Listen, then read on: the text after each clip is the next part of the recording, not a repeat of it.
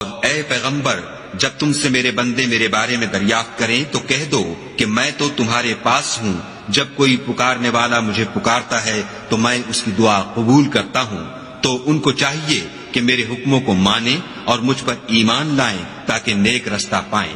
روزوں کی راتوں میں تمہارے لیے اپنی عورتوں کے پاس جانا جائز کر دیا گیا ہے، وہ تمہاری پوشاک ہیں اور تم ان کی پوشاک ہو۔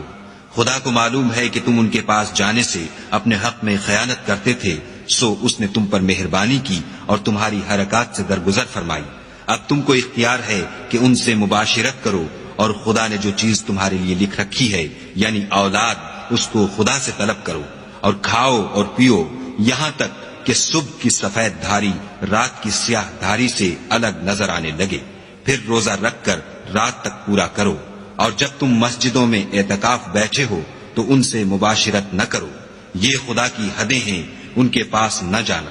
اسی طرح خدا اپنی آیتیں لوگوں کے سمجھانے کے لیے کھول کھول کر بیان فرماتا ہے تاکہ وہ پرہیزگار بنے۔